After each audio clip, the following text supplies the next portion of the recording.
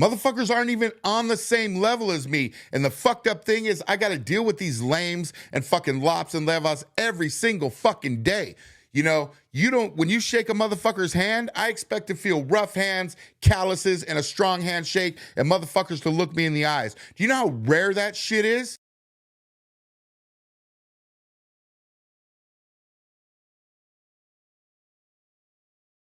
Motherfuckers live with no honor, no respect, and walk around with their heads buried in their fucking phones. And if you keep doing that shit, you ain't gonna be nothing. You need to stop breeding and having kids because those kids are gonna come out more fucked up than you.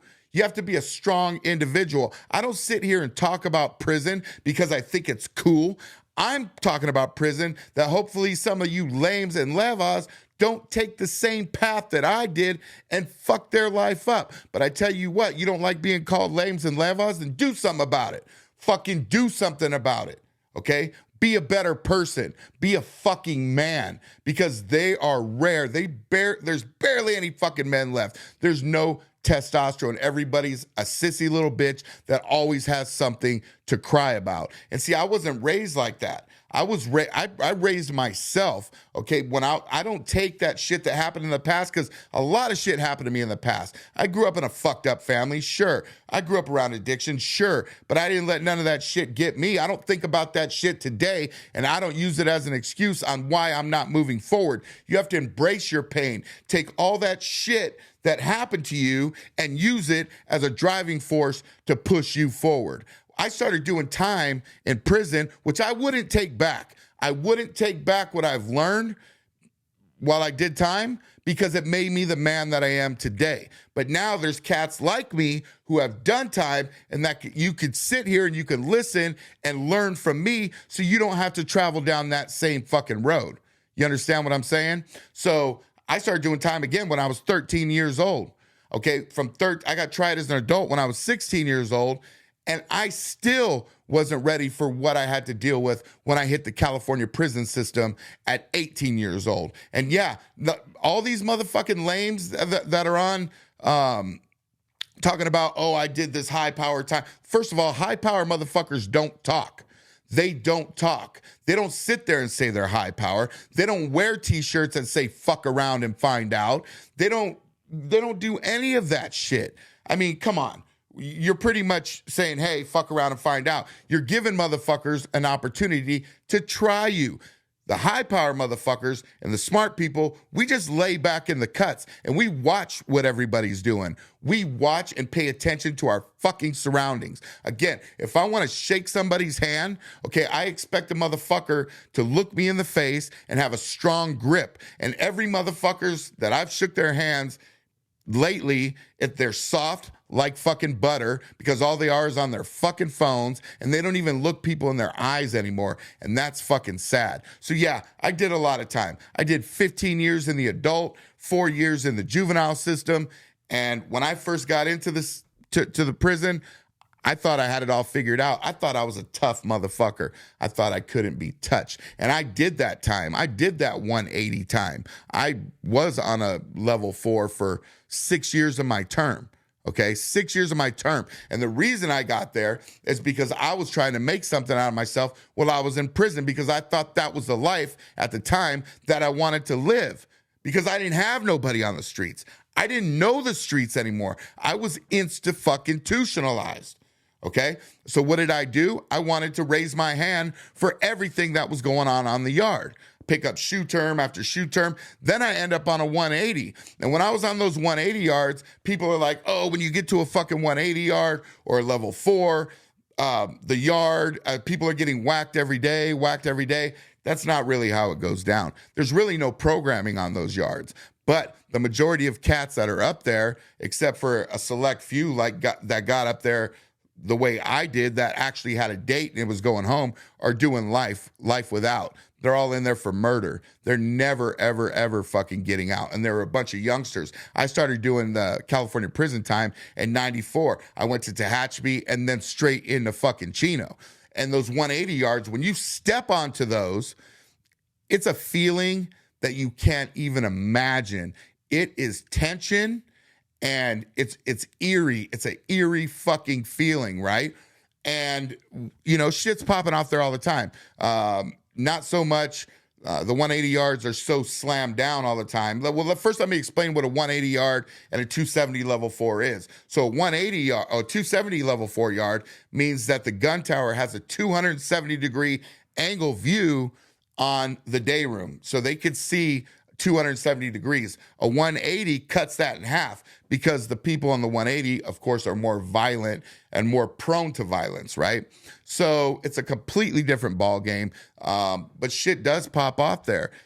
Mainly, though, it's not so much race against race or riots or any of that. You don't really see that shit on the 180 yards because they're so small. It's mainly each race or each gang is cleaning up their own shit or bullshit on the yard. Kites come down, shit needs to be handled. People are no good. They got bad paperwork. They've been walking the line for 2-3 years. Finally, somebody comes in, finds their skeletons, and they have to get dealt with. That's the kind of shit that happens on those yards. But these cats sitting there saying, oh yeah, I was on a 180 yard and we kicked it off here. We kicked it off here. That's not the way that it fucking works in the California prison system. So like I said, when I first got it, I had a lot to learn when I first got into the system. And what I learned is that I knew nothing about respect at that point. When I was in the juvenile system, I wanted to fight. I was still gangbanging. I was talking shit to everybody. I didn't give a fuck. That shit doesn't go when you hit the prison system, okay? And I started my journey in prison on a level 2 and then went to a level 3. I opened up 3 prisons where we had to fight for yards. I opened up Pleasant Valley in 1996, and then we were kicking it off. I ended up picking up a shoe, going to the shoe, and then got kicked out on a shoe kickout yard, which is a 180 yard. And the 180 yard that I got kicked out on, they were still cleaning up trash that was left there because the yard was still a little shady. So there were cats rolling around. So the homies would come up and they'd say, we know that we're about to go on lockdown. So they give us an opportunity to go get our store and stock up because we're going to be down for a while because people were going to get dealt with. Somebody gets dealt with, we get slammed for a month. That's it. Bottom line, until they figure out what's going on, we come out, same shit. We get slammed again. So when I was all those years I was on a 180 yard, the longest I think I've ever been off lockdown was 2 weeks, maybe 3, if we're lucky. Okay. But I'm tired of hearing people make excuses like saying that, hey, I can't do this because my past is like this, or I'm a fucking addict, or I was raised around addiction and I can't get away from it. Man, yes, you fucking can. The reason you can't stop doing drugs or being addicted to shit is because you're fucking weak. That's all it is. You're fucking weak and you have no balls and no self-respect. But you could pull yourself out of that shit. I'm tired of hearing excuses. I do really well for myself now. I didn't start my life until I was fucking 35 years old. And now I'm really well off. I've made millions of dollars through the fucking years just by hustling and grinding and not accepting no for a motherfucking answer. No, I didn't want to fucking hear it. I did not want to hear it. My life started when I was 35. I had $200 gate money and got to where I am today. Okay? You don't see me out there wanting to floss to other fucking people. I wear jeans, t-shirts, all that shit. I don't floss out there on the streets trying to portray myself as something that I'm not. I'm not going to wear fucking Louis Vuitton shit. I'm not going to spend fucking $100,000 on a fucking watch. I'm not going to do any of that shit. Anybody who's buying that type of shit, Louis Vuitton bags, all that kind of shit, walking down the street with it, number one, all you're doing is making yourself a mark to get robbed. Number two, all you're doing is trying to impress other motherfuckers because you can get a bag or whatever for, $100, $200 instead of spending thousands and thousands of dollars on a fucking bag to try to make yourself look like something you're not and trying to impress other people. Don't try to impress other people. It's not worth it. The only motherfucker that you need to impress is yourself and your family, and take care of your business, handle your business, take care of your kids. That's what I decided to do because my whole life I wanted to have kids, and I have them. 3 beautiful kids right now. Not only are my kids growing up strong, they're growing up with respect. They're growing up with honor because I teach them all that shit. They know how to protect themselves. They know when motherfuckers are being shady. And that's why I said, I wouldn't take back me doing my time for nothing, because everything I learned in there and going through the struggles, okay? Because I got what we call the strength through struggle, okay? I struggled my whole fucking life, and all it did was make me stronger. And you can be just as fucking strong. All you got to do is put your mind to it. So let me tell you a story. All right. So when I got into prison, like I said, well, at first I was in the county jail. Then when I was in the county jail, Riverside County, I'm from Riverside, California.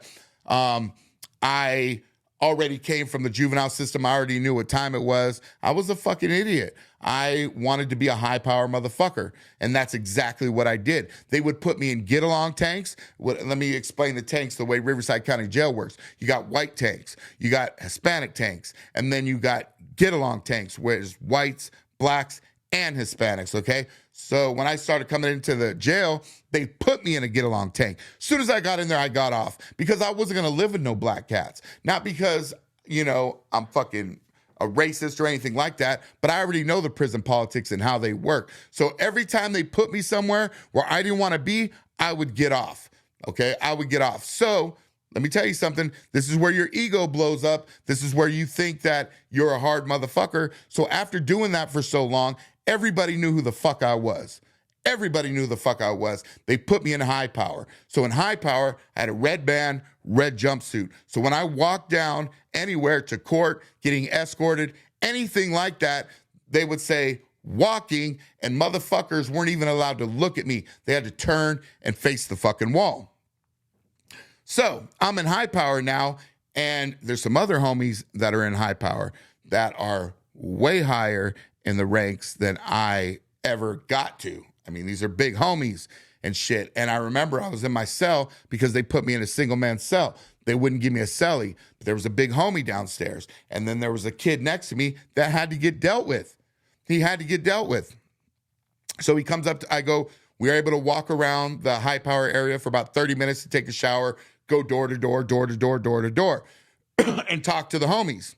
Well, you think you can't get God in there, you're fucking wrong, because the big homie downstairs said, hey, check it out. This cat right here needs to be dealt with. He fucking busted on somebody. So I'm like, all right, no problem. I'm trying to earn my stripes still, right? Even though I'm in high power, I think I'm the high powerest motherfucker that there is. I'm trying to earn my stripes. So I say, okay, I'll deal with it.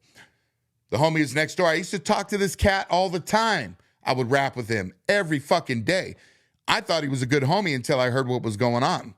But being in high power, there's no way to get at him. He's in a single cell. I'm in a single cell. You only get to come out for 30 minutes a day, unless you try to get over on the cops, which another cat did, and that's a long story. I mean, there was a wood in there that fucking stabbed two of his cellies, man. They kept giving this motherfucker cellies. I remember Billy Austin, crazy-ass motherfucker. Anyway, so the homie comes out. I used to talk to him every day, so I went in my cell. I got me a razor. I hooked my shit up, put it to the toothbrush, and on the side of the doors like this, you could talk. It's about that big. And so I called the homie over, and I'm rapping with him for, 10 minutes, asking him a bunch of questions, asking him, just talking to him and shit. And then I was like, hey, check this out, homie. Let me tell you something. And he's like, what? He puts his ear to the door right here. I take my razor, and I just fucking completely slice this fool's face open, right? He jumps back. It was like a reality check. He jumps back. He's like, what the fuck, homie? He didn't even understand what was going on. And then the big homie downstairs called him. He's like, come here. Homeboy went down there. He explained to him why he got that slice on his fucking face. He came back up to me and he said, hey, you know what, Spencer, homie? We're still good, okay? Because that's the way things work in there. He didn't tell. He didn't snitch. He didn't do anything of the fucking sort. So now, after I blasted this cat, now I'm really the shit when I get into the prison system. I'm thinking, no, I'm not. I am not. I am just a beginner in this fucking game. And this game gets deep as fuck. And when you walk in there not knowing what to expect, man, you're in a whole world of shit. So Tehachapi was soft. I mean, I went to Tehachapi for reception on the 3 yard, middle of winter, cold as fuck. It was soft. There wasn't no gangster, and there was no shit going on there. There were some good homies there, but it's a level 3 reception. That's not when I realized the type of situation that I got myself into. But I did get checked on the yard at Tehachapi when I was 18 years old. I think I just turned 19 years old. I had a J number. And the homie from Corona, Gibby, comes out to the yard, and I used to talk to this cat. I talked to him on the bus. He's from my area. We're from Riverside County. The cats from Corona back then didn't claim Riverside. They were just Corona. And I don't know what they're doing now. I mean, it's been years. But the homie Gibby, you know, I used to rap with him. He was cool. He had a tat on his face. Solid motherfucker. Real calm speaking cat. His name is Gilbert Alcantar. Gangster mother. He was a good cat, right? So there's like 6 homies on the yard. We're rapping, we're bullshitting, just talking, and we're laughing. And then I look at him and I'm like, yeah. He said something to me and I'm like, yeah, shut up, lame. Pff. Yeah, instantly hauled off and slapped me like a fucking bitch to where I jumped back. I was about to take off on him and the homies backed me up and they backed him up because in the system, you're not allowed to fight like that, right? But he looked at me and he's like, hey, homie, he's like, we're feeding and all, we're cool. He's like, but you don't talk to me like that. You know what I mean? I ain't no fucking lame. You know what I mean? So lesson learned, okay? That was one of my first lessons out of many, many lessons when I started doing time in here because I actually had to go out to court. So I didn't even get shipped to another prison, all right? I went from Tehachapi. I had to go out to court in Orange County. They took me to Chino. And then that is where the shit got super fucking real. Super real. I learned so much from doing time in Chino that I was able to survive the rest of my term just by the shit that I learned there. And I'll get into that in later fucking stories. But listen, if you guys want to hear the fucking stories, subscribe to my channel. I'm going to tell you them all. I'll tell you everything that I've witnessed and went through in there. If you're listening to these other cats, most of them are fucking liars. I haven't seen one dude on here telling prison stories from the state of California that is honest and telling exactly how it happens. From what I see, all these cats are on there trying to make themselves look like they're tough. And that's not what I'm here to do. Okay, there's always somebody bigger and there's always somebody fucking badder. But I will tell you what you will take from this if you watch my channel and listen to my videos. You're going to know what it takes in order to survive, what it takes in order to take your demons and all that shit that happened to you in the fucking past and use it as a driving force to push you forward and stop fucking making excuses. Okay, I'm not sitting here trying to sell you some program to where I'm going to send you a diet and I'm going to and you're going to get healthy and all that shit. That's not what I'm trying to do. Everything I do here, when I speak to you, it's fucking free. You ain't got to pay me for shit. All you got to do is sit back, listen, and enjoy the stories. And then you'll realize and you'll understand that a lot of shit, even though you don't know it right now, a lot of shit that I say pertains to you and you're doing the exact same fucking thing. The exact same thing. And you don't have to live through the horror and the bullshit and the drama and the gladiator schools and all that shit that I had to live through. You know, like I said, I'm on a whole different level than most of you, but everybody can be, and nobody's ever going to be on my level. You're never going to be here because if you haven't experienced what it is that I have, you're never going to know. But you can take heed to what I say and you can listen to my actions and what I did about in certain situations that will help you move forward and be a fucking man and not a coward and not a fucking bitch. Because that is what we have nowadays everywhere. They're all over the fucking place. It's rare that I meet a motherfucker that's solid. I keep my circle real small. I can tell by shaking your hand and the first 5 words that come out of your fucking mouth whether I even want to fuck with you or not. Or you're just not on my fucking level. You're not on my level. And sometimes I have to deal with cats like that, okay, on an everyday basis, because I have kids and they go to these programs and they play sports, and then I got to deal with their fucking lame ass parents. I mean, straight fucking lames, snitches, Karens, all that shit. I got to deal with that shit on a daily fucking basis. And if they're watching this, fuck them. You know who you are, because I've got into it with plenty of these motherfuckers. They know who they are, but I don't care. I'm going to keep it real because I'm not on their level. They're not on my level. They can never be on my level. Never. You have to go through and experience what I have to even understand. Even my wife, she has no clue what the fuck I've done and what I've been through. I don't really speak about it much. I don't sit here and be like, hey, I went here and I did this to this person or did this to this person. No. All I tell her is that, look, I've been through some shit. You know I've been through some shit. I did what I had to do to survive, and here I am right now, pushing myself forward and taking care of this fucking family, okay? I don't have to brag to anybody, but nobody really knows me. Nobody knows me, and nobody knows you either. Even though you haven't been through what I've been through, every motherfucker has a story. Every single person. Every single person. But we can't dwell on the past, the future, what's happened. All we could do is live for today. Today. The present is the only thing that exists, and you need to get up and take control of your life now. I'm Casper. This is the American News Show. See you next time. Make sure you hit that subscribe button. If you want to hear some stories, you want to learn what it is that I went through, hit that subscribe button. I'll be releasing videos every day. I'm out.